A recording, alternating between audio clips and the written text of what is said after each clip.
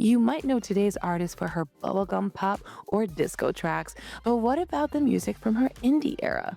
Today, we're discussing Kylie Minogue's controversial album, Impossible Princess.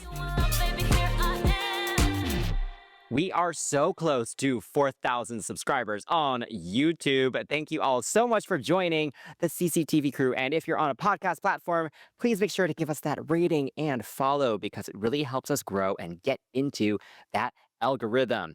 And of course, we have to say a very special shout out to our Patreon crew members. We have Mhm. Emily, George, Lily, Louie, Julianne, Janelle, Shaquille, Jonathan, Jasmine, Darius, Ren, and Jesse. And if you want to help us choose episode topics, you can also join us on Patreon at patreon.com/cctvpops. Yes. And we have to give a very special shout out because Darius Yes, Darius. requested Impossible Princess and actually mentioned that this is their favorite album of Kylie's. I know this is the case for a lot of fans. Hmm. It wasn't as well received commercially, but it's always being referenced as just so important to Kylie's growth as an artist, Right, right. and just, add to the diverse sounds that she's done. So let's find out if we agree, if we like this album. Ooh. Absolutely. And remember, viewer discretion is advised. Your fave will be criticized. So Impossible Princess was released in October 1997 during Kylie's deconstruction era, also known as her indie era. And as I noted, Impossible Princess is widely regarded as a masterpiece among her fan base and key to her growth as an artist, despite the lack of commercial success. And chart-wise, the album peaked at number 10 in the UK and number 4 in Australia upon release. And the album actually faced many delays leading up to its release due to various production issues, changes of direction, and she actually ended up releasing it under the title Kylie Minogue in the UK and Europe due to the proximity of the release date to Princess Diana's death. And Kylie co-wrote every song on the album and experimented with her sound by working with a variety of producers and writers. And though the album received mixed reviews from critics, many praised the diverse mix of styles and the introspective nature of the lyrics throughout the album. The album title, Impossible Princess, is a reference to the Billy Childish novel, Poems to the Break, The Hearts of Impossible Princesses. Kylie resonated with the title and said, "Sometimes my life feels so good that it's almost too much. It's like a joke, and sometimes it should be good, but it doesn't feel that way." So now we will go track by track and discuss the production, vocals, and lyrics and give our ratings for each song. Don't forget, you guys are free to join us, so definitely leave a comment as you follow along. Yes, would love to hear your thoughts on all of these tracks. So first, let's talk about the album cover because it's a Yes. pretty iconic shot. Yes. And Stefan Sednau, I Mm. apologize if I said that Oh, incorrectly, yeah. is a French photographer and producer who Kylie was in a relationship with for the majority of the album's creation. So Oh. he not only played a key role as the inspiration for many songs on the album, but he also shot and designed the album cover. And he took inspiration from French and Japanese pop culture, which resulted in this awesome image of Kylie sitting Ugh. and surrounded by this swirl of lights. Yeah. What do Honestly, you when think? when I look at it, I think of the bad case of the not the rainbow, but like you seen that childhood novel or childhood book where the little girl has different colored stripes on her face. That's what I Mm, think of. Um, I know it's really strange, but when I saw it, I just thought, oh, that's really pretty, and it stands out. I can't think of another album that has a cover like that. You that's know, right. all that beauty surrounding her, but she seems like she's almost trapped within it. It has like a very lonely look to it because it's supposed to be beautiful, but it's not. Like much like what she said. She said, "I feel Hmm. like it's supposed to be happy, but I'm not. You know, my life is supposed to be this one thing, and that's what it looks like. It looks like all this spectacle, but on the inside, she's not. Like she's kind of Hmm. there, and she looks. Her hair is all like cropped too, so she looks very like strange but beautiful. Like I don't. It's all Yeah. so. It's a nice little juxtaposition. I like it. Yeah, the expression on her face is so interesting too, because it's Hmm. just kind of blank. Yes. And then she's in this position that looks kind of like it's not a comfortable sitting position. Right. She's not sitting back. Like her butt is like up Yes. and she's like up on her knees and her chest is kind of pushed out. Like it's a very weird position to be in. Yeah.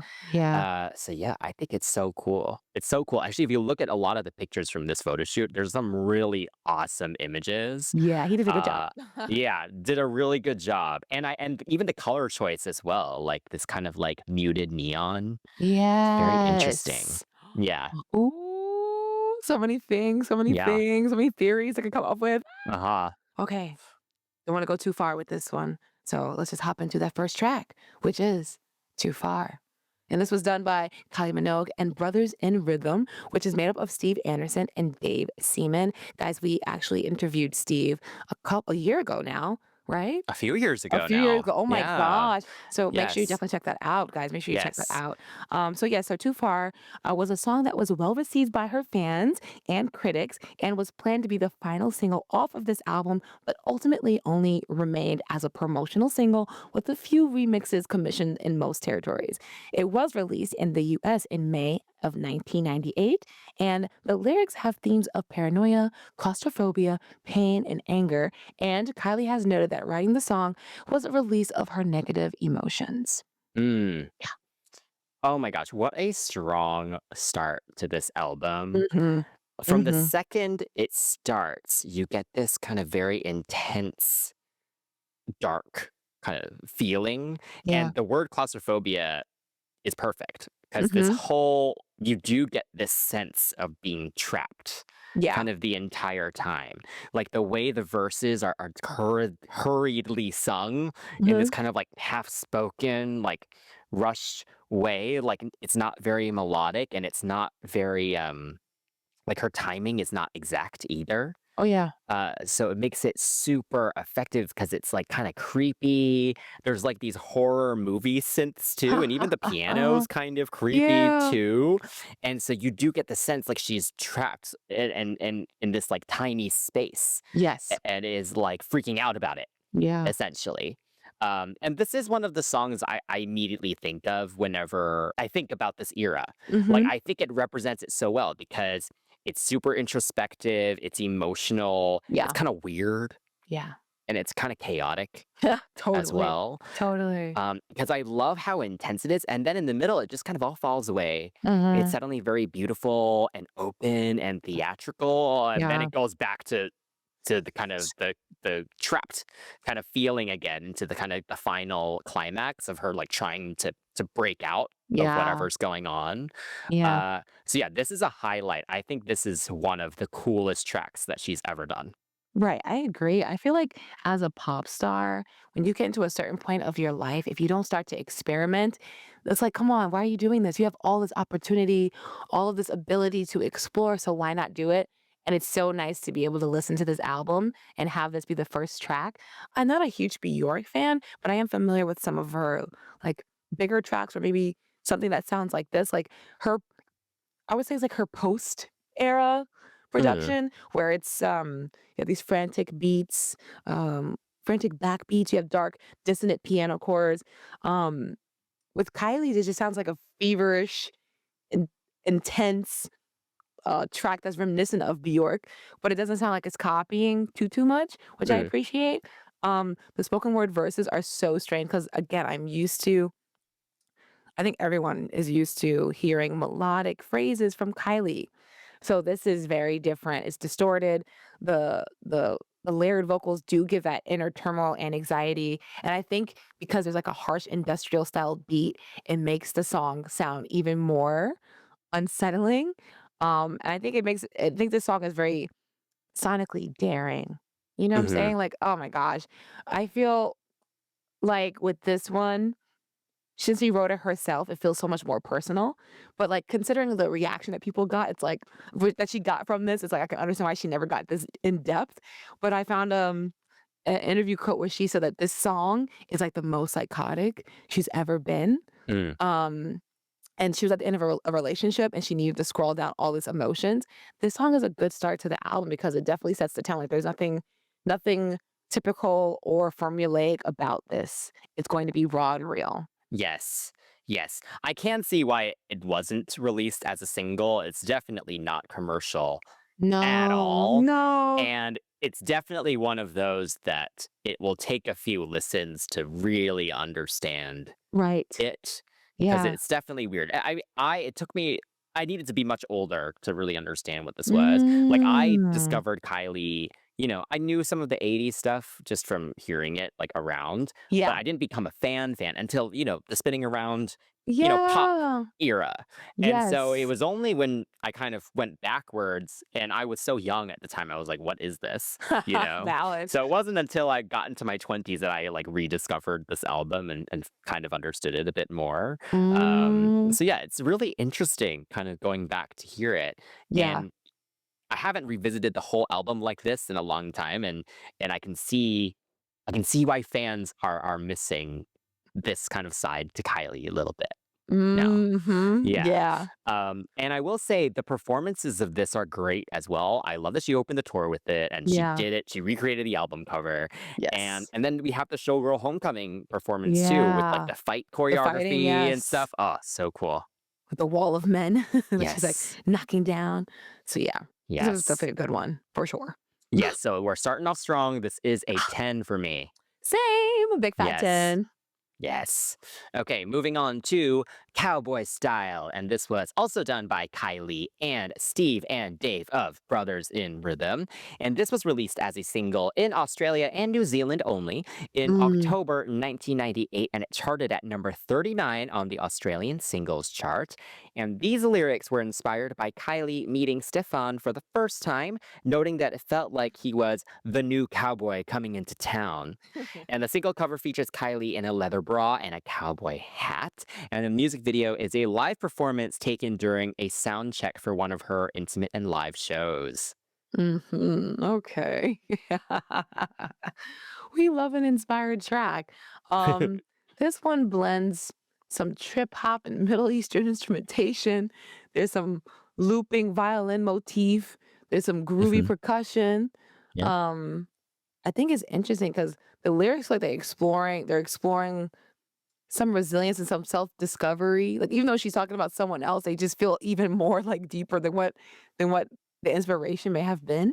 Um, I think the breathiness and the intimate vocals add a sensual, hypnotic quality. So I think that's nice too, because the instrumentation of this song is very bizarre.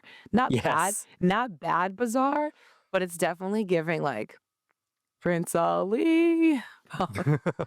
Yes. No tea, My no note shade. is also Agrabah. I say that word quite a lot Mhm. throughout. I would love to talk to Steve again. I mean, when we talked about with him, it was about a Steps tour. Yes. And I would love to talk to him about, his work with Kylie, because Yes. all these Brothers in Rhythm songs have this kind of Middle Eastern Yes. kind of thing to it. So it's very interesting. I'm Yeah. very curious where that influence came from. True. But then this one does have, because when you read the title, it's like, okay, is this a country song? But it's Yeah. not. It has No. some country elements to it, but it's actually more like Irish with the way it does the violins and stuff, Yeah. or Celtic, I guess. Celtic. It does feel Um, like that. You're right. Yeah, the yeah, like fiddling of yeah, the like you could do like yeah. yeah, exactly. Yeah. But then you mix that with like a Middle Eastern thing. Like it's so bizarre. It's so bizarre. And then the Mhm. drum gets kind of tribal. It does. And especially in Uh, the performance, you have that guy with like it's yeah. not a bongo, but it's like a Conga? yes. Yeah, Okay. yeah, yeah, yeah. Ooh, And he's yes. like on the Yeah. steps, like He's like doing his thing. Like it's just great. The song is crazy. super into it. Yes. But it's fun. Like it's very unique. It has a fun groove to it. It feels joyful, but there's also like a mysteriousness to Uh, it as uh-huh. well. Yes. Um, and it makes sense. Like she kind of says that like she's frightened, but she's aroused, right? That's what she Mhm. says in the bridge, which is interesting. Nasty. Uh, uh, the music video performance, it's fun. It was a Yeah. highlight from that show because there's just so much going on, right? Like she Yes. starts at the top, she has her logo, we Yes. get the cowboy hat, we have the stairs Yes. wheel out, we get Yes. the we get the man with the drum, and we get the two The twins. shirtless cowboys. Yeah, They're there's just not like a twins. lot going They're on not here. twins. No. They're not twins. That I will say, I do have to shout out the Fever tour performance with the jump roping. Ah, yes. Very Yeah. fun. I remember I was watching that and I was like, "Huh? What? Yeah, Had, what is this song? yeah, had I listened to this album beforehand, I would have known, Yes. but I was not prepared. I Yes. wasn't prepared. Okay, so I will give it an 8. You know what? I will match you because I don't hate it, but I don't love it. Right, same. Yeah, I don't yeah. really know how I feel about it, but I don't not like it. Right. Yeah. That's Yeah. right. That's exactly what it is. Oh my God. Yeah. All right, moving on to Some Kind of Bliss. And this was done by Kylie Minogue, Sean Moore, James Dean Bradfield, and Dave Iringa. This is the lead single from the album that was released in September 1997, peaking at number 22 in the UK and number 27 in Australia. And though Kylie wanted Limbo as the lead single, the record label ended up going with this one. And many have questioned the choice to use the track as the lead single from the album, with Kylie even saying that she had to keep telling people that the song did not represent the album and that it wasn't an indie guitar project, much like Beyonce had to do with Texas Hold'em. But here we Mm. are. The lyrics were inspired by the feeling that even if you are far away, physically from the people you love, you have the ability to feel like they're with you. And the single cover features a black and white photo of Kylie with short, spiky, dark hair. Mm. Yes. Yeah, I'm gonna be honest, this is one of the songs I tend to forget about in Yeah. Kylie's discography. Yeah. Uh, I don't think it's a bad song. Mhm. Uh, it's just there are better kind of indie rock inspired songs on this album. Mhm. A, that's my first point. But B, it just does feel safe. Yeah. It feels like any of these girls that were there out at the time could have sung this song. It feels Right. very typical of that kind of 90s pop rock thing. Mhm. And, you know, I was reading kind of just about the making of the album, and, you know, the label did force her to kind of keep going back to make more commercial stuff. And this is such a clear, like, how do we go from Too Far in Cowboy Style to this? Like, it's kind of Yeah. a big jump here.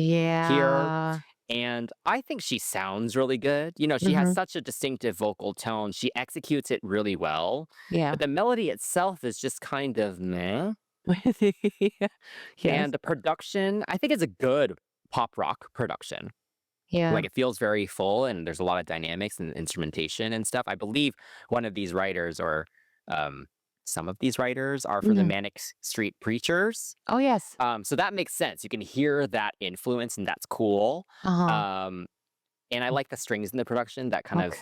makes it a little different. Yeah. But yeah, this is not a favorite of mine. Oh, I was waiting for the Yeah. but it wasn't like a bad but. Okay. Yeah. The song is leaning more toward like the Britpop sound and what I would think is Britpop with its Yes. jangly guitars and like Yes. the chorus attempting to come across as anthemic. It definitely stands out as one of the more upbeat tracks on the album. Yeah. Um, it is layered with this, I guess, brighter instrumentation, but the melancholy undercurrent kind of align with the album's introspective themes. Like I Mm. think the thematic. Oh my God, I'm having a stroke. I think that the thematic elements of the lyrics match what's happening on this album. Yeah, but honestly, like you said, it just feels like a '90s indie film soundtrack song. Mhm. It's okay. She sounds really good in the second verse. Like for whatever reason, I sat there listening to the song and I was like, sounds good in second verse. It just stood out to me. She Yeah. does sound good. Mhm. I will say though that this song reminds me of Emma's "What Took You So Long." I keep accidentally Oh, singing that. interesting. Yeah. Yeah. So I'm just and I think that song's decent. Yeah. So this song is decent as well, but I guess in the full scope of this album, not really. But I Yeah. try to treat it as its own separate entity. It's so hard. I didn't wanna That's be fair. I tried. So, Yeah. Well, what'd you think of the music video? the music video has that high saturation, high exposure that was really popular like in '90s, like, music videos or, like, '90s films.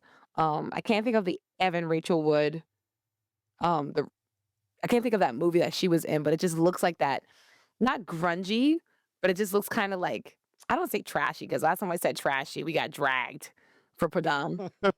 That's not what it means. So I Yeah. like the imagery for it. I mean, look, I think trashy is the worst word because, like, it's like this whole Bonnie and Clyde, Yeah, it's not bad. like they're stealing stuff. You know what I mean? They're committing crimes. They're using the word trashy like it's that. isn't the worst Far thing to do, off. I guess. Yeah.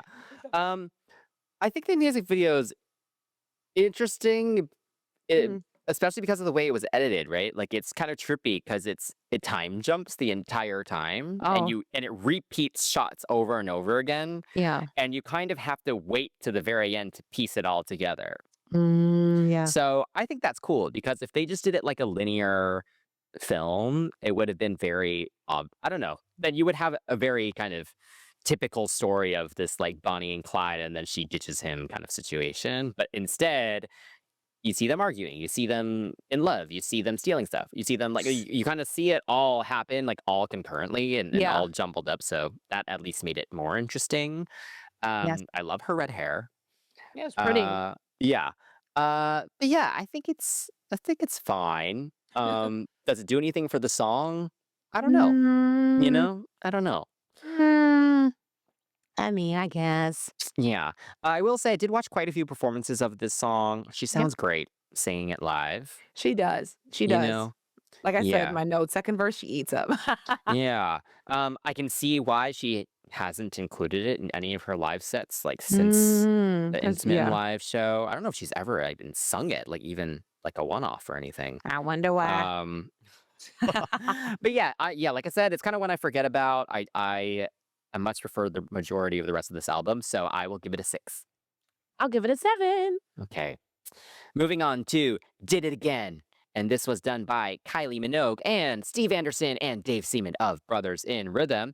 And this was inspired by the negative stories published about Kylie in the tabloids, with Kylie telling herself cheekily off for not learning from past mistakes. And this was released as the second single from the album in November 1997, peaking at number 14 in the UK and number 15 in Australia. And the single cover features Kylie smiling with green lighting and red hair. And the music video is iconic. It features Yeah. Kylie portraying different versions of herself that reflect Yes. how the media has portrayed her throughout her career so far and has them fighting each other. Yeah. Oh my gosh, I know you have to talk about the song. I wanna talk about the You can talk about video. the video first if you want. Okay, yes. Yeah. Oh my god, the video is so cute. I did not know about this video, but I do know Mm. that in our last review for Kylie album, it was X, and I said that I do it again and did it again. The part of speech matters, guys. This is the video that I was watching, and I was like, "This is not the song that's on this album." I'm so glad we finally are talking about the song that is on the right album. And the video is super cute. Oh my gosh. Cute Kylie was so my favorite. Like, cute Kylie is so my style, but also my girl was getting her butt handed to her for a minute. I'm like, "Y'all better stop bullying my girl." She Um, kind of won at the end. she did. Yeah. Yep, she did. Sexy Kylie was a menace from the beginning. She needed to get her butt handed to her for sure. Dance Kylie, I don't know what the heck she was doing. Mm. Um, but yeah, I think the video is interesting because she's in a police lineup. So it's like Yes. no matter what she does, she's always gonna be seen as a problem, Yes. wrong, Uh-huh. so she might as well just be whoever they think people think she is. Yep. And I love that about the video. It was fun, and you can really see her personality. I mean, you have Confide in Me where she was looking like everyone and their mama, and here she is again looking like everyone not everyone, looking like herself and how Mm. everyone else saw her. So I think she does a very good job of conveying how she feels, but keeping the sarcasm that is very present in this song. Even the single cover for this one, she looks so mischievous. It's Yes. just or mischievous, however you wanna say it, y'all. But yeah, it's a biting, self-aware track with this grungy, distorted guitar riff. It tackles the themes of reinventing yourself and self-criticism and also just being like, they might be right. They might be right. I might be this person, but I'm not gonna change it, and maybe I should. I don't know. There's like a very sarcastic delivery that's layered in, and the Yeah. punchy production makes it so much more fun. I will say, "Welcome to Agrabah" in that chorus. I Yes. do wonder why the whole namaste sitar was such a pop thing in pop music. I really do wonder. I mean, then again, let me stop. There are a lot of Arabic influences in hip hop and R&B for a really long time, for a really long Yeah. time. But yeah, I think the second half with the guitar solo was fun as well. This song overall, I feel like is a good single release, and it probably should have been the lead single. But here we are. Yes. Yeah, I agree. I also had the same note. I was like, if they wanted a rockier song to be the lead single, why did they just go with this one? Yeah, yeah. Uh, yeah, and then yeah, the whole kind of Indian influence here. I saw some reviews that people were like, "Oh, it's kind of Beatles-ish as well," because they had that Oh, whole moment too. that's valid. Yeah, that's valid. So yeah, it makes sense that other people took that influence too, like it within rock music. Yeah. Yeah, I gotta hear that. Like I could hear, like Paul, killing this song actually. But yeah, I love this one. I Yes. love it. I remember I forget exactly my discovery of kind of Impossible Princess, but it definitely was. Hmm. It wasn't like I just bought the album and I listened to the whole thing. It was like, okay, like she sang some songs from the album at the Fever Tour, so it made me listen to it. Yeah. Then it was like, oh, so then she released her greatest hits album, and I bought the greatest hits DVD that had every music video. So I only saw the singles first, like it's so it was kind of this thing. Oh. But I remember this music video just instantly Yeah, grabbing me, right? Because it's perfect. Like it's so funny it is. and and creative too. It Like is. it's such a great way just to like clap back at the media, right? Like I Yeah. can't win. I can't win here. So Yep. here's all the different versions that you want here, you Yeah. know? Yeah. Um, but yeah, it's just so sassy and her vocal execution is so perfectly sarcastic Yes. in it. Yeah. And the performances are great too. Like she seems to be having so much fun. There's the Top of the Pops one where she has the drag queens dressed as the other characters. Like she's Indie Kylie and the rest are Yes. are her other ones. Um, I'm actually amazed she hasn't Hmm. performed this song more because she does actually reference this Ooh. quite a lot. I She feel like in does? interviews and stuff. Like the anniversary happened relatively recently, and she did an Instagram post about it. So Yeah, interesting. so I feel like it's one that people like. I mean, I know like in the grand scheme of her huge discography, it wasn't like Right. the biggest hit, but this is Right. definitely one I would love to see make a little comeback. Like if Yeah. anyone's near the B stage at this tour, someone please request it for this little fan Right. request moment. Did it Yeah. again. Yes.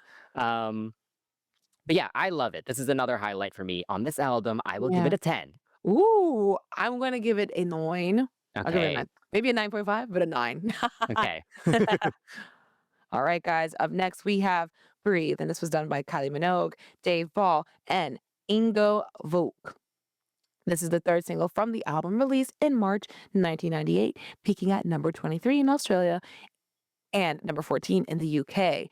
The lyrics were written while on a trip to Tokyo and inspired by thoughts of contemplation and holding back her emotions. And this song was actually sped up for its radio edit, and Mhm. the single cover featured a slightly blurred close up of Kylie looking up at the camera. Mm. Dun-dun-dun. Yes, kind of a shot from the music video, I think. Yes, yeah. Uh, yeah, this song has grown on me quite a lot over the years. Mhm. First off, I haven't listened to the radio edit in a long time until this Mm, review, and I yeah. forgot how much they sped it up. I'm very thrown off by it A because, dog. yeah, the album version's much better. Like, I need the radio edit Mm. should disappear. Oh, Um, kill it.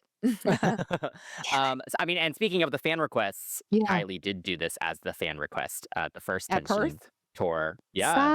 Show, which Stop. I love. And I've also Wow. gotten to actually hear this song live because she did it at the Intimate Golden show that she did in New York Love in that. 2018. So I Love was that. very excited about it because this is an awesome track Love to that. me. There's Yeah. something so cool about it because the chorus is so simple, Mhm. but there's a slinkiness, there's a liquidity and a Oh, smoothness nice to the word. whole thing. Uh, and it's just like Yeah. it's like kind of easy listening, but it's also not because it Hmm. you can tell it's inspired by like you're kind of Yeah. you're going through something that's like kind of a tough situation. You're trying to like talk Oh, yourself through it yes. almost. Yeah, yeah, so it's not easy listening, but it's meant to make the process easier. Yes, exactly, and I think Right. that's cool because Yeah. it's also not just a dreamy song. There is an intensity to the production as well. Like, the Uh-huh. drums are really intense, there's some electronic stuff that's quite intense in there, so it Yeah. balances that all really well. Yeah. So yeah, this one is another one that has grown on me a lot over the years. What do you think? Oh, yeah. I this one, for some reason, reminds me of All Saints, not that she copied it, but in Oh, terms of, like, well, the this would have been before. Yes, it just Yeah. so, like, in terms of, like, what I can imagine happens in, like, Pure Shores or, like, in Black Coffee, like, the weird, like, wonky psychedelic guitar thing. Yeah. If I wish I did have a little bit more knowledge about, like, psychedelic rock and things like that, but this is really cool. It does feel psychedelic, um, and there are interesting synths here and there. It's a stark contrast to the previous track for sure. Yeah. It's very delicately sung. It's ethereal, but at the end of the day, it's a ballad, you know? Mhm. I think the pulsing synths are what kind of made me go, "Ooh, what's that? What's that?" every so often. And the way she delivers her vocals make it feel so dreamlike. Lyrically, it does feel like a meditation or at least breath work, essentially. Like, Yeah. literally surrendering to the moment. Um, Again, just going back into the introspective nature, like what makes the princess so impossible, and we're trying to figure out, the full story of her process, and this is part of it. Mhm. Um, this feels like it's providing insight into her thoughts for sure. Like the overall vibe is like we're floating through space with a synth machine and some like deep in a diary. We're just sitting there making music. Like I feel like Oh. yeah, that's the vibe I'm kind of getting from this. Like I Yeah. would love to hear this. So the floating in the music video then was what Yeah. you also imagined? Yeah, I just had it floating in my mind because it feels very like it the way she was floating looked like she was in water, so kudos to them for making her look really, like, weightless in Yeah. the '90s, with the music video budget. But yeah, I feel like the bareness of her body, even though she wasn't naked, it makes for, like, a almost like you're stripping away all of the external bull crap, you Mm. know? It just felt like very, like, when you go to those retreats, and it's like Mm. take your clothes off. Like, it's like that without the cult-ish Uh-huh. nature. So, I see, yeah, I see. yeah, she looks gorgeous. I know it's, like, a random thing to say, but she looks so pretty. So Oh, pretty. yeah. Yeah, the Everything music looks so video is nice. pretty cool. It's like an art film Yes, almost that's with the okay, way it's that is better done. than what I said. Yeah, I Cult. love all the kind of the various kind of close-up shots, and then there's that Yeah. moment kind of in the middle when they overlay her over herself, and it's Yes. kinda trippy. I It's like a love that. phantom. Yeah, yeah. Yeah. And then she did perform this at the Body Language Live Mm. show, and that's pretty much the only one with, like, choreography and kind of real staging and stuff, and she matched it Mm. up with Je T'aime, which was Yes. interesting. So yeah, I know she loves this song for sure. So Yeah. it's nice. It kinda does show up once in a while in her Yes. shows. Yeah. Good. Good. Yeah. Because, listen, embryo Kylie did not sit there and float in that nothingness to not get performed, okay? No, Yes. fetus Kylie. Yes. Okay, so I give this one a 9. Ooh, you know what? I was a little undecided with this one, but I like it, so it's not a 10 for me. I'll match you. It's not a 10 for Okay. me, but I'll match you. I'll say 9. Yeah. Okay. Moving on to Say Hey, and this is Kylie Minogue and the Brothers in Rhythm duo. And the lyrics came to Kylie's mind one night in her bathtub when she was missing Stefan and wanted to have some feeling of communication with him, even if that wasn't a direct conversation. Mm. Yes, we had mentioned this song in our Tension 2 review Oh, because yeah. when people heard hello, people were like, oh my gosh, it's a part 2 to Say Hey. Hello, Yeah. hello. That is so funny that you mentioned it. Um, I think this one is very experimental. We enjoy it. At this whole point, this whole album is, but Yeah. this one has a very like, ooh, okay. What is creepy little sound here? I don't know what the synth is called. Do not know what the filter is, but it crackles. Mhm. The bass in here crackles. Um, and it has like this glitchiness to it. I love her whisper vocals on it. It's so nice. The song is a mood, and I'm not the type of person to say, "Oh, this is a mood, this is a vibe." But the abstract production and then the straightforward, like, "I want you, I need you" feel of the lyrics, it's such a nice little balance. I can see why people would say like, "Oh, this reminds me of Hello," but I feel like this one's a little bit more like, not I don't say desperate, but she's a little hot and bothered, it sounds like. This song just reminds me of dancing and grinding in the club. Like, you've seen those '90s movies that are kinda just, like and the scene's going, you Yeah. know? Like, it could be in Crazy White Female where maybe the not Crazy White Female, Single White Female where the roommate's staring at her from across the room or something. It could be, like, in a movie like, Indecent Proposal or something, or it Mm. could be in so many movies. I just imagine a club scene with people who are not like paramours looking at each other and not being able to touch because they know that's supposed to be together. Yeah, you know? Um, I like it. It's very sensual. It is. And I feel like the purposefulness of it is great. I'm always looking for songs that sound like chocolate to me. This one isn't there yet, Yeah. but she's creeping up on it. She's creeping up on Mm. like, she's not chocolate, maybe she's a little maybe she's a little I don't know, but she's not The chocolate. bean. Yes, the bean. The bean. Yes, and, Oh. the bridge though of this song makes me feel like there's like a lullaby happening because the Oh, bridge of it sounds very, like, soothing. It doesn't sound as, like, horn doggish as the rest of it, yeah. and then the latter half of the song leaves itself open for more breathy moans, like, "Too Far." Like, "Too Far," Yeah. she was groaning, I guess. Well, she was moaning, let's say what it is. But Yeah. this one, she's moaning and it makes sense and it fits, Mm. you know? So yeah, Yeah, that one was yeah, moaning in, like, a despair. This one is yeah, moaning, like, in a yes. different way. Yeah. Pleasure.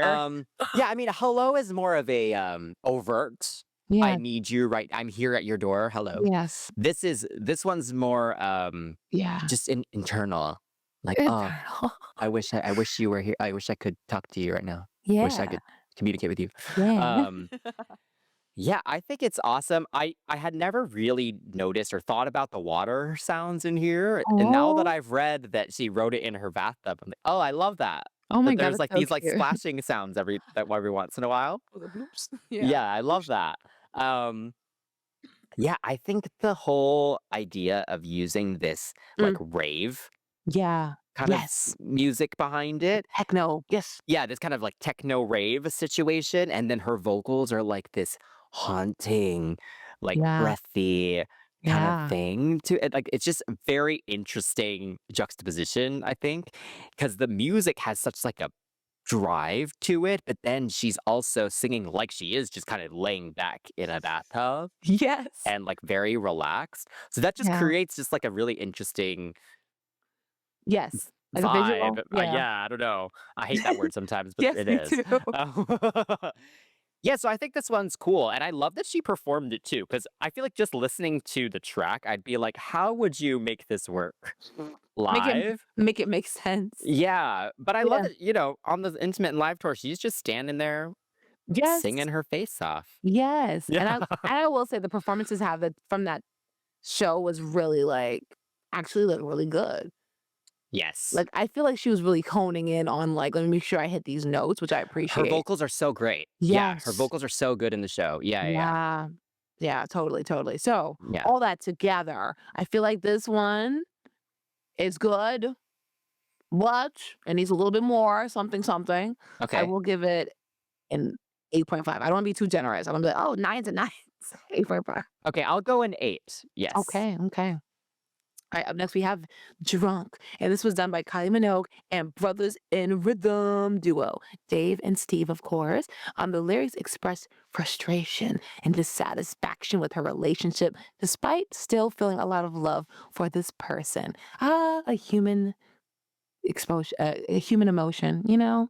That's how things are. Yeah. I mean, it's so interesting because, we mentioned Stefan, and I Mhm. believe they had broken up by the time that the Oh, album dang. actually came out. Oh, So dang. you kind of do get, we get the feeling of her Oh, the meeting him in cowboy, Cowboy Style, and then yeah. like throughout this album, you kind of feel it kind of falling apart, which is interesting. Yes. But yeah, this is cool. It's a great kind of lead on from Say Hey, because Yes.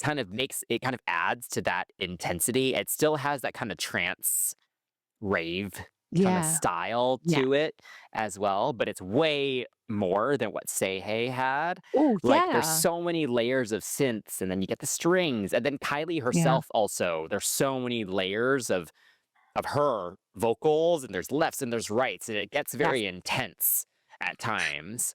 Um, and it really does take you on a ride, this one, because it pulls back. Like when it pulls back, it's so impactful. And then like the Yeah. beat kicks in and it gets kind of crazy Yeah. again.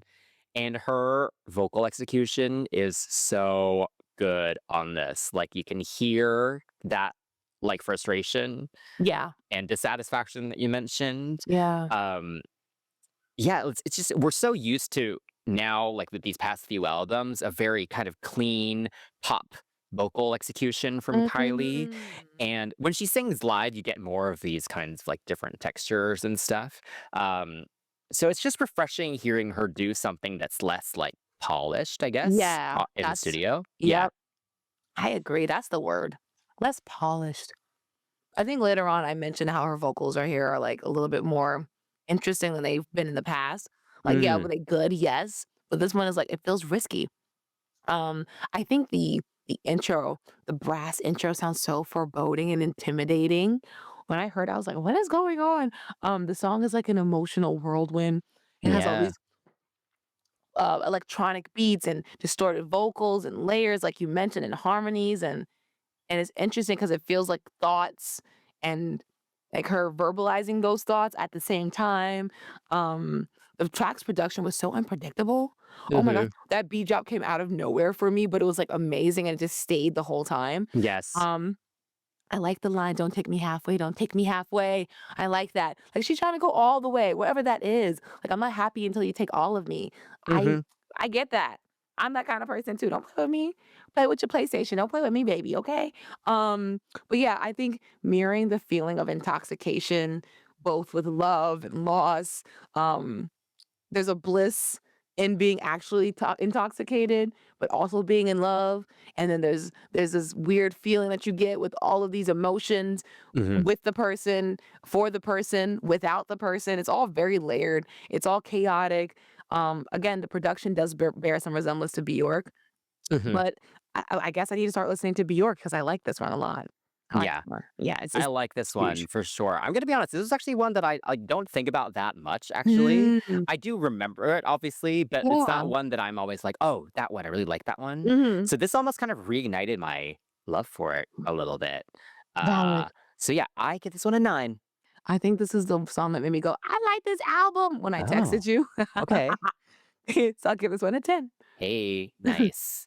Okay, moving on to I Don't Need Anyone. And this was done by Kylie Minogue, Nikki Wire, and James Dean Bradfield. And the lyrics were taken from a few different songs that Kylie had written, creating a piece that reflects different feelings about freedom, vulnerability, and finding someone to love who you have no preconceptions about. Mm, And so these two other writers are also from Manic Street Preachers. So I believe this is from the same sessions as Some Kind of Bliss. mhm. And she did not perform it on the Intimate and Live tour, but she ended up performing it on the Anti tour in 2012. And she did put up like an official rehearsal video of it. So Oh, yeah, Anti-Tour, yeah. no Rihanna.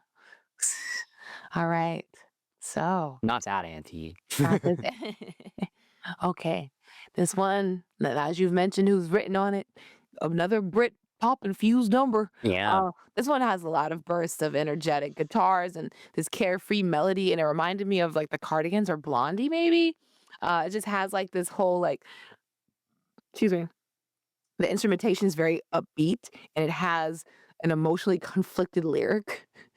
lyrical content, excuse me, that really does add depth. And I think it's interesting that again, the voice on this album is so consistent that I'm gonna just keep saying it's introspective, it's thoughtful, it's a Yes. here to it's I mean, that's good. I don't wanna sit there and get to another song on this album and be like, "Girl, what are you talking about right now?" You know? Um, I love that Kylie has, like, this ability to play with the contradictions. "I don't need anyone except for someone I don't know." I love that line. "I don't need anyone except for someone I don't know." Um I will say that I feel like the chorus is a little like, it's a little weak. But overall the track is bursting with confidence on the surface. But the lyrics definitely do hint at some underlying emotional uncertainty. And I like that there is this little bit of a tug of war in terms of like what she wants and what she needs and how the overall sonic of the song presents itself. Hmm. Yeah. I mean, look, again, if they really wanted to go with one of these Manic Street Preacher collabs as the single because they were like, we need like a big name to kind Yeah. of show their support for you or Yeah. whatever, this is Yeah. a better one than Some Kind of Bliss, Ooh, sorry. it is. Uh, because it's interesting. It It is. obviously has that rock bass, but it almost has like a Motown or like a Burt Oh. Bacharach kind of jazzy kind of vibe to it, which is Yeah. just gives it a little, I don't know, makes it a little bit more interesting rather than just like a Yeah. typical kind of indie Britpop song. Yes. Because there's just so much going on in the production. You get flutes, there's the rock drums. Like there's Oh just, my God. I don't Yes. know, it's just more interesting. And yeah, I enjoy the melody of it. It feels kind of anthemic, kind of fun to sing along to. Like that rehearsal video from the anti tour is so cute of Yes. her like singing it with the background singers, and everyone just seems like they're having such a good time. Yes. Um, so yeah, I enjoy this one when it comes on. Like I Yeah. don't think it's a highlight off the album personally, Ooh. but I won't skip it. Ooh. You Points know? made. Yeah. Points made. Yeah. So yeah, I'll give it a 7.5. Okay. I will give it an 8 because I don't think it's like, what's the word for it? Terrible on this album. Yeah. It is definitely better than the other one, but it's Yeah. but it's a good song as well, just in comparison to the other ones, maybe not. So, and moving right along to Jump, and this was done by Kylie Minogue and Rob Dugan, and the lyrics are about self-acceptance and wanting everyone to accept her as she is, and also being ready to step into the next step of her life. Mm. Yeah, I know that feeling. Ah, Yeah, oh this boy. one's cool. I love how atmospheric it is. Yeah. Like the production again, very, very cool. I don't know much about Rob Dugan, but I was reading Mm, about the making of the album and it was something she had heard other work of his and really wanted to work with him for mhm. this. Yeah. And yeah, it's interesting because it feels very dark. Mhm. And again, Kylie's execution is so nuanced because it's so it's vulnerable, but again, she sounds kind of frustrated. Mm. But she's also just like she kind of sounds like she's just kind of like like I can't even try that hard anymore, Yeah, that you feeling, yeah. know. Totally. Um, but then you get to kind of the lyrics, or I guess it's the chorus that's like, and just jumping, to the next Yeah. thing or jumping into like the unknown, kind Yeah. of. And then there's like kind of a hope there too. Yeah. So yeah, just a very Yeah. interesting vibe Huh. again, like with this song, because there's just so many different emotions in it. Yeah. Uh, and yeah, I just love how delicate she sounds. Yeah, totally, and I get it. Yeah. I get it. This song makes you come the song. Yeah, her album, I feel like makes us both feel like, "You know what I'm saying? You get what I'm saying? You see that?" 'Cause it's only natural to be like, Do you feel what I'm feeling about how she was feeling?" Because it is also abstract and Yes. also experimental. Um, this one is also very hypnotic and almost has, like, a drugging kind of I hate that word, but, like, something about it, it's very, like Woozy. woo thank you. Yeah. Very woozying, very, like, caterpillar in Wonderland. It fuses electronic elements, maybe a little bit of industrial music, maybe a little bit, just a little bit, and very haunting strings, like, I'm pretty sure it's synth, like, keys, but they sound like strings. Love her breathy delivery. It makes everything feel intimate and almost like confessional, like you're like having pillow talk with someone and you're talking about death. And Mhm. it's like we just like made love. Why are we talking about this right now? Something about it just feels like that, like you're in the bed with someone and talking about it. Ooh. Um, and the production feels moody, like late 90s, maybe early trip hop. And it makes me think of Madonna's like bedtime stories era because Madonna's bedtime story was like leaning toward R&B. Like I didn't realize how much I would like that crap for Madonna, Uh, but then I did, and I was like, "Dang, okay, white lady." So this one kind of has that same kind of vibe. Um, yes. I love the line, "I saw the future and jumped." That is such an interesting a visual. Like, she wants to make mistakes, she wants to learn, she wants to be real. If I'm bad, and I like the line, like, "If I'm bad, let me be it. If I'm sure, let me say it." The lyrics, again, depict these emotions, and I'm like, "I love that." So, now here we are getting toward this Impossible Princess's discovery of her own autonomy, and it Mm. sounds like this, and it's so cool because it's like now she's questioning things, not just worrying about love, she's worrying about life now, and it's again, it's a fun journey, and I feel like the track listing I have no complaints about yet, you know?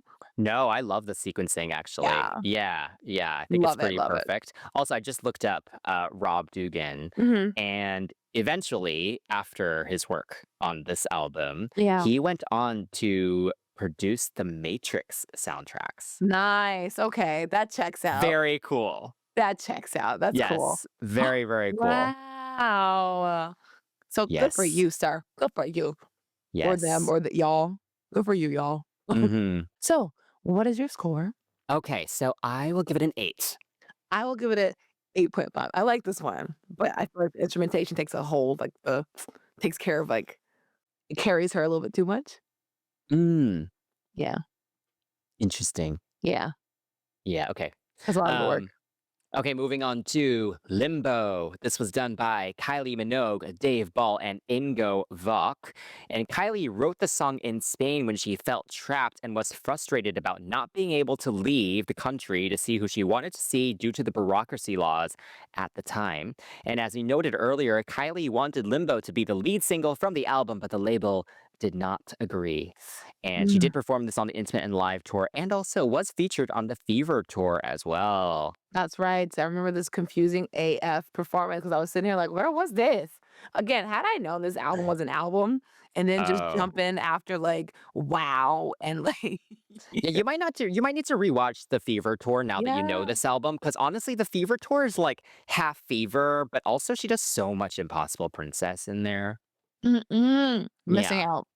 Yeah, she was Missing like, this out. album deserved some production in It an did. arena.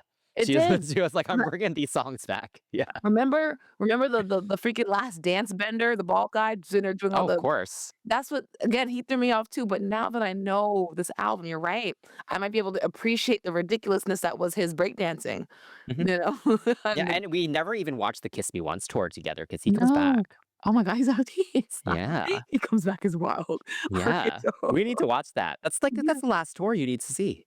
Oh my god, guys, I'm graduating Lovers Academy. Look at me, Aphrodite Except you. to be fair, we haven't done some of the 90s ones though.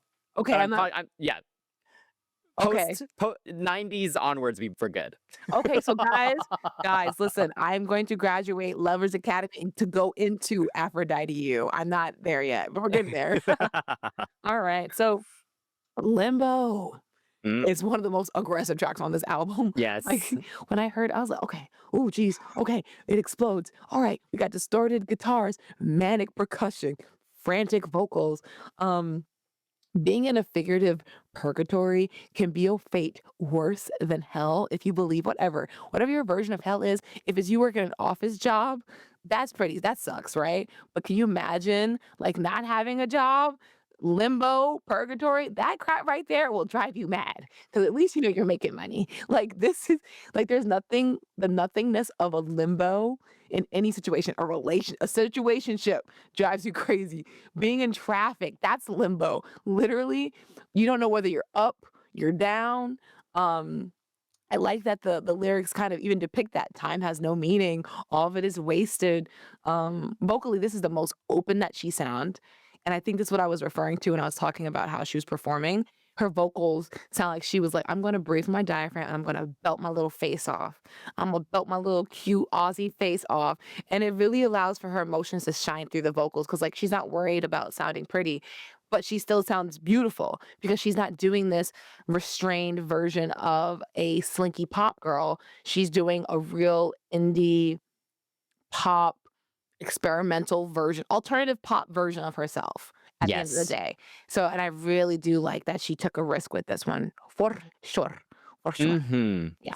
I can see why Kylie wanted this to be the lead single 'cause you're right, it's impactful. It catches Yeah. your attention kind of immediately. I can also see from the record label point of view, I'd be like, radio is not going Girl, to play this. girl, Like, sorry, girl. this What? is a little too much here. It's Mhm. a little too much. So I see it from both sides here. It is a shame though, because you would Mm. hope that with an indie label that they would give you a bit more of that freedom. Like that's kind of the point, right? Yeah, you would Like think you're not so. under these Yes. restrictions that you are with a major label.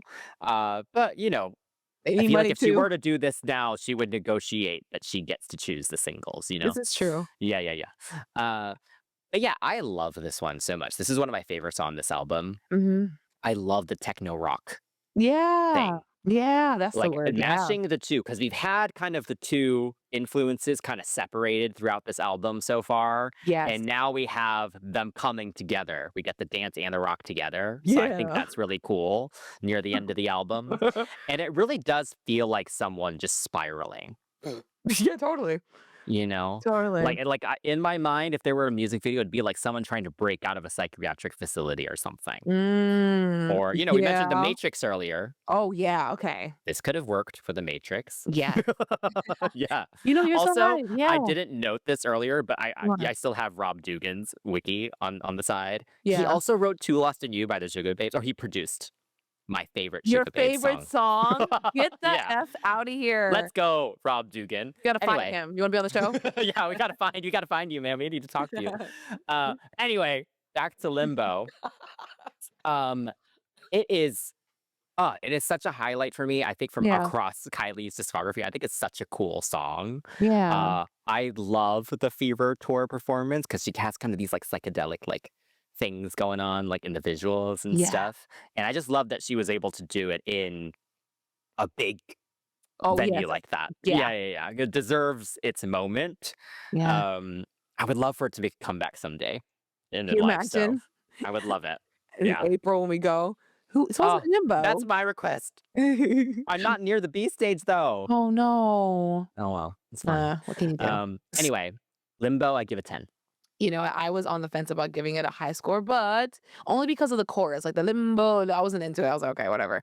But Oh, I love it. You can like look at limbo. yeah, I like whip to it. And then for that, I gave it an extra point 5. So I gave it I gave it a 10 as well. That's so fun. You can just whip to it. Yes. All right. Moving on over to the next track. It's Through the Years by Kylie Minogue, David Ball, and Ingo Volk. And this track is about an ex boyfriend from years before and reflecting on how he and the relationship affected her. Man. Mm. This one's an interesting one. The Mhm. production's kind of slinky Yeah. and there's kind of a groove to it. There's a trumpet, so it's kind of sexy. Yeah. Yeah. And I feel like if you weren't Mhm. listening to the lyrics, you wouldn't realize how y- Oh, not yeah. No, really it's how. dark, but the lyrics are kind of intense a little bit, Yeah. because Yeah. it's kind of like we were together years ago, but this is how deeply you Mm. affected me, and I Ooh, still yeah. feel these effects years Ooh. later. Yeah. I still think about you. Mm. Yeah, but it's not necessarily good things, Yeah. right? So then Yeah. I don't know, it's interesting because I feel like if you just have it on in the background, it would just be, oh, this is kind of like sexy, But then Yes. it's like, Right. then you get the Right. lyrics and it's like, oh, never mind. There's actually like way more to this. Yeah. And I love the bridge where it gets kind of weird Oh, and yes, kind of that's that too. hypnotic, and you get that lethargic. Yeah, you get that like kind of wooziness again. I said the same thing about the bridge. In fact, I said it reminded me of, Cowboy Bebop or something Oh, from a noir film. Cowboy Bebop is the show that used space and jazz and tied them both together. When you yes. wanna talk about a really good soundtrack, gosh, that one. Mm. Um, but yeah, this song would probably fit in one of the scenes where the main character is thinking about the woman that he loved and all the bullcrap that they were going through, but she left him. Only to come back and then get, murked by the main villain of the show. Craziness. Mm. Craziness. Anyway, point is the song I think would fit in those scenes of them together. But yes, this one, we are at this delicate down tempo electronic vibe. Hate using that word, but this is actually it actually makes sense here. It does. It does, you Yeah. know? Um there's airy synths and the strong percussion. So I think it creates a whole jazzy there's a jazz influence for sure. R&B to a certain extent, but I would say it's more jazz. Like this song when I first heard it, I was like, it's giving me 7 Whole Days by Tony Braxton. Um, which is a good thing because I love Tony. But yeah, it just something about the whole soundscape of this one track creates this hazy red atmosphere. I'm thinking like club, hole in the wall, speak easy, where this woman is Mhm. singing about this, terrible lover or like a good lover that turned terrible. I'm not sure if you know Massive Attack at all, but this sounds like same. I'm kind of like Yeah. A kind of little. sorta Yeah. yeah. Yeah, this sounds like Angel by them, but a little bit more jazzy. Mm. Um The song does sound intimate. I will say the chorus is a little weak in terms of melody. Yeah. I do wonder if something else could have been explored. Um, but yeah, I like the whole improv slam poetry sesh vibe of the song. It does what it needs to do, but again, I do wonder what would have happened if a different kind of melody was explored Yeah. that leaned more maybe into the jazz influence that is present on this track. Mm, I am curious about that. that's fair. Oh, interesting. I do love the execution of the through the years though, like kind of like Yeah. I mean, no, can't even emulate it. That was very, very Mm, sexy. and my voice is gone, Yes. so I can't even, like, literally. Okay, so I give this one an 8. Ooh, I'll give this one an 8.5. Okay, I think it's gotta be really obvious that the ones that I like sound like something that Toni Braxton could have done if she Mm. if Toni Braxton, meets the Deftones. If it sounds like that, I probably will like it. Okay, so we're at the last track of the standard track Already? listing of this album. There Already? are a few bonus tracks though, so Yeah. exclusive to Yes. our Patreon. We Yes. will be reviewing those bonus tracks. So definitely head on over to patreon.com/StaceyTVPops so you can listen to us discuss these extra tracks. Yeah. And again, you also get priority choice for our next episode. So you can help us choose which Kylie album to do next. Yeah, Yes, honestly, we have so many bonus episodes, y'all we do. are We just missing did out. X as well. So Yeah, that's in there. Yeah. juicy. Yes. Okay, so the final track on the album Yeah. is Dreams, and this was done by Kylie Minogue and Dave Seaman and Steve Anderson of Brothers in Rhythm. And the lyrics are about wanting to experience everything in life, which is impossible, but nonetheless something to strive for. And she did perform it on the Showgirl and Showgirl Homecoming tours. Yeah. Wow. This album closes with an epic cinematic track that Yes. builds from this gentle opening and then it soars into this dramatic conclusion. Hmm. I love this song Yeah. so much. Oh my God. All right. So the orchestral flourishes and the layered production just recall the grandeur of a Massive Attack ballad. Like, I mean, Yeah. it is what it is at You're this right. point. You You're know, right. like, I hate making the comparison, but if for some people who do not know this album or, like, don't know how to put a word, like, a word to it or put their finger on it, this is what it is, you know? The lyrics convey a longing for something more, and then it Mm. ends the album on a hopeful yet melancholic note, you Yes. know? So it's just like because no one knows what life is going to be, but you know you want it to be good or at least try to have it be good, and that's what this album's about. And we've kind of reached the end of the Impossible Princess's story. I mean, that's where we get the line about the dreams of the impossible princess. You Yes. know? So I think that's great. That's where you got the title from. Um, I love the lyrics, like I said, to have every man but love only one, to wake up with the moon and sleep with the sun, to know a beginning but never an end. I mean, obviously, there's more contradictory lyrics and such, Yes. but I mean, is it so wrong to want it all?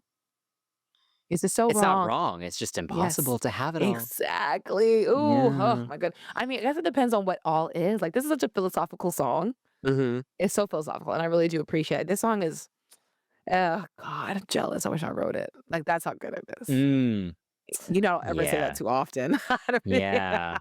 I wish I wrote it. I yeah, I love this song as well. I Yeah. remember I think the first few times I heard this album, this was kind of the immediate standout because I think I said again, I was very young at the time, right? Like not even a Mm, teenager. yeah. And so this one is a little bit more accessible, I think, if you're kind of just a pop fan, because Mhm. it's not, it has a more normal structure to it, normal, quote unquote, normal structure to Yes. it. Yeah. And it's just, it's not as, I don't know, it's just not as dark as some of the other stuff. Yeah. And it's not as, it's still very poetic and introspective, but there's just, it's just a little bit more melodic, I would say. Yeah.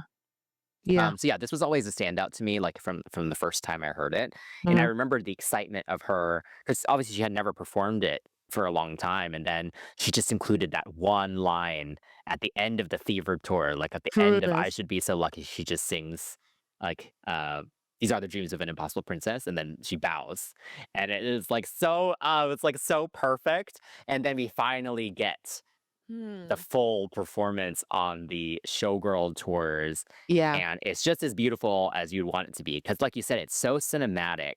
Like Yeah. it almost feels like it could be just like the opening of a musical Oof. or something, Yeah. you know? Yeah. Uh, Like Satine's song in Moulin Rouge or something. yeah. Yeah, Yeah, totally. yeah. Like after, yeah, she's alone in the elephant room or whatever, Oh like my singing god, the yes. song. Yeah. If there's ever a Kylie musical, like if this isn't in there, that'd be crazy, you Why haven't they know? done that yet? You guys have all this time to make musicals for everybody else. Come on. I know. I Ugh. hope so. I mean, Pete, Aiken, and Waterman just did their musical, I Should Okay. Be So Lucky, which Kylie actually is Okay. in. Mm. She filmed like video pieces or whatever that are in it. Okay, fine. So maybe we're getting there. Yeah, Maybe. She has yeah. such a long discography. She could legit same thing with Prince. Like the discography is so Oh yeah. immense. Like, come on, give it to us. I know. But yeah, it's just yeah, like you said, it's hopeful, but it's dark as Mhm. well. Mm. And just this whole concept of the impossible princess for her, especially, is interesting because she has such an interesting career trajectory, right? Yeah. She kind of was this bubblegum pop girl who was basically just given these songs from these three producers that are Yeah. these super cheesy like 80s tracks, and you do get some, it did get a little more mature near the end of that kind of part of her career. Mhm. But then when she did go indie and she was able to just live her life a little bit more freely, Hmm. and the media like did not take well to that, Yeah, interesting. and really turned on her. So this whole idea of the Yeah. impossible princess just has so many layers, I think, for her especially. Yeah. And yeah, this is I love this song so much. Yeah. Yes. Same. Yeah. So that being said, I gave it an 11. I wish I could give an 11. Yes, a 10 for me as well. He's I see past all your craziness. Yeah. All right, guys. Okay, so we're at the cut or keep Oh, section of this already. album. All right, guys. If you're new here, Ooh. cut or keep means if we had to cut one song from this album, and if we get to keep only one song from the album, which one would it be? So that's pretty simple. Let us Ooh. know what you would cut or keep from this album as well. Don't get mad. Come join us. Ooh, this is crazy. Okay. Okay. Okay. Cut. Okay, I think for me it's pretty I obvious. feel like I mine is would obvious cut too. some kind of Bliss for sure. God dang it, I was gonna We can pick choose that the one same too. one. Okay. It's just so funny because literally we're doing a Liberty X, guys, and he and I were kind of like matched up. We're evenly yoked in our scores and our Yeah. choices. So yeah, this one too. Yeah, some kind of bliss is the weakest one. Yeah. I Oh think my if I gosh. okay, if I had to choose something different, not a single though, that's kind of Okay. hard. Okay, if I had to Mm, choose not a single, I would say, ooh, mm. I would maybe cut through the years. Oh, I can see why you would. Okay, I understand that. Yeah. Mm, damn. Dang. Okay, honestly, I probably would just cut what's that thing called? I don't need anyone because again, it does not sound like That's it. valid. Yeah. I was thinking that one a little bit as well. No offense to those gentlemen who wrote the song, but yeah. Yeah. Eh. You're like, I'm not a Manic Street Preachers fan. Not on this album. The contextually in this album, no. Oh God. Sorry to this man. Um, oh man. What song would you Okay. keep? Oh One Lord. song. Okay. One If it song. was a single, I would keep Did It Again. Oh, really? Okay. But if not, oh, this is so hard. Mm. Okay, it's between three, which I will tell you. Ooh. It's between Too Far, Limbo, Ooh. and Dreams. Okay. Okay. Okay. Um Pick one. oh. Hmm. Okay. Hang on. Let me think. For mine too, I'm sort of cackling at you. Okay, I got it. I know what I want now. Okay. I think I will choose Too Far. To keep. Mhm. Oh, I It can just say like I said, I think it represents this era yeah. so perfectly, and Yeah. I love how odd it is, Yes. and I never get bored of it. Yeah. You know what? That's so valid. I Yeah. think I can see why you picked both Dreams and Too Far. Like, honestly, that's the first time in a really long time that we liked both the intro and the outro track. Mm. I think it's the first time. in general. Maybe I don't know. I don't Mm, know. Maybe. maybe. So yeah, I think I'm going to keep drunk instead of too far. I'll keep drunk because I feel like it was Ooh. another one that had that Bjork kind of feel to it, um, and is not as close as a second to too far as Dreams is, but it could go right underneath those. I feel like, Yes. yeah. Okay. Good choice. Okay, so yeah, like I said, in terms of the overall thoughts of this album, I mean, I totally get why fans always turn to this one and Mhm. kind of are think of it as the magnum opus of Kylie's discography. Right. I love pop Kylie. Like, Yeah. that's how I discovered her, and I Yes, will yeah. always like, especially that kind of initial like Light Years Fever era. It's a very formative time in my life. Like, your young teens, tweens, and young teens. And so like I cannot say this is my favorite Kylie album. Like that's Ooh. definitely not the case. I Mhm. do like disco pop Kylie. Mhm. Uh, but Yeah. as a fan of her, it is so awesome seeing this side to her. Mhm. And I love that she did have these years to Yeah. explore all of this. Yeah. And it really does add to her artistry and why I do respect her so much as an artist. Because I think with Mm. a lot of the pop stuff now, people don't realize like how Yeah. amazing she is. Yes. Oh my god, yeah, no one ever, Yeah. like, puts her in a conversation. Yeah. And this album, yeah, it's so unique and yeah, I'm always excited to listen to it, honestly. Yeah. So yeah, I appreciate it for kind of what it was for her almost more than how I feel about it. Mm. Yeah. Oh, that's valid. It's like, Yeah. I love that for you, but, like, genuinely, I love that for you. Yeah.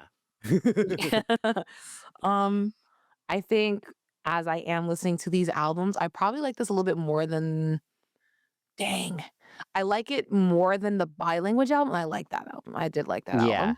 I think I like it more than that, but I don't know if I like it more than Disco, I would say. Yeah. But I do like it. Like I think with because I heard Disco like all like that was the first listen to the full album for me. I Yes. like that one a lot and I think it just holds a special place. But in terms of like me being an artist myself, I hope I get to this point where I can sit here and take all these sonic risks and like cite all these influences. Like I hear Deftones, I hear again Bjork, I hear jazz, I hear so much on this Mm. that I think Body Language was trying to do because I remember there were some weirdo tracks on that one too. And I Yeah. feel like this articulates her curiosity for the alternative a little bit better than some of the other tracks on Body Language. Um, but yeah, I mean, still at Lovers Academy. We're still trying to learn. But yeah, no, I like this one. This album's good. I legit asked my Alexa to play this song, Dreams. Now Dang you it, hiding from your Alexa. you guys! Dang it, she's doing it. Alexa, Alexa, stop. You might as well keep this in. It's only so Oh, I real. will. Yes, I it's will. so real. But the point is, I sat there getting my makeup ready, and guys, I listen to a bunch of like K-pop or like R&B or something when I'm trying to get ready. I said, put this on. The other day, I said put Dreams on when I was doing my makeup. Dreams is not. Not a hype It's song. no, It's not. it's not like yeah, it's not a Freakum Dress by Beyonce. It's not a song by Flo. Yeah. So like. Shoot, it's not even spinning around. Yeah. That's But the right. but the point is but the point is, this album is solid. It is her confessions. It is her blackout. It is her I guess Art Pop was her opus, but not really because she has Mm. had better. Let's Yeah. be real here. But the point is well, speaking of Art Pop, we did do a review of that, so check that out, y'all. But yes, I think this is a really good album. Super proud of her. It sucks that she never Yeah. really made something like this again. But considering how you ungrateful bitches decided to sit there, you can totally bleep this. But yeah, consider how you ungrateful bitches decided to slate her for this. I wouldn't make another album like this either. So y'all. Please bleep all I mean, this. she has said in more recent interviews, because Yeah. people ask her about this all the time. Yeah. People always ask her about her indie era because people Oh, just yeah? find it interesting, I think. Yeah. And, you know, I think she knows there is a faction of her fan base that would love her to kind of just take some risks again. Yeah, yeah. Faction is the great word for it. It sounds like some Yeah. type of like post-apocalyptic YA Yeah. novel. I mean, yeah, I think she's still taken a lot of risks in her career kind of Yes. throughout. You know, like body Yeah. language was a risk, It right? was, I think yeah. Golden was a huge risk, Oh, yeah, yeah, actually. totally. But you know, she still stayed quite commercial. She hasn't gone as left field as this as Impossible Princess. Yeah. But you know, I'm sure she still has this in her. So you know, a random EP, you know, or something. You know, I think fans would The appreciate lost it. tapes, You know. the lost tracks of Kylie Minogue. Just call it Minogue. I'd be here for that. Come on now. Hello. Yeah.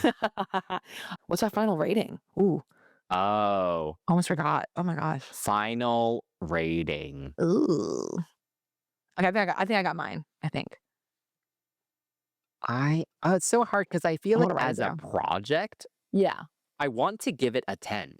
Ooh, okay. But Yeah. but because I don't actually love some of the songs on it, I don't know if I can do that. So I will just go with a 9. I wrote that down as Oh, well. okay. There, I wrote a 9 down because I was like, let me make sure I got my thing. I don't want to get swayed by the you can't really see. It's Yeah. like a thin pen. Nope. Yeah, I would give it a 9. I was leaning toward 8.5 because I took 2 songs off of this. But there are also some B-sides during this era that does not get a lot of love, or they were on different country versions of the album. Yes. So, as we mentioned before, we are going to be talking about those B-sides and those bonus tracks.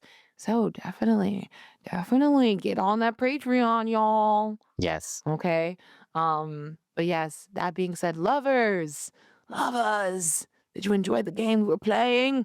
Let us know what you guys think about this album. If this was your favorite one, if it wasn't, let us know, guys. Tell us in the comments, along with other albums you would like to hear us review.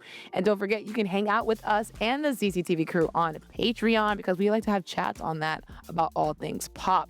And don't forget, you can message us at CCTV Pops on all social media. And don't forget to like, subscribe, and turn on the notifications for our YouTube channel. That's right, all notifications, not just some, all of them. And if you're enjoying the show from a podcast platform, please give us a follow, rating, and a review. Until next time, that's Chris. That's Chantel.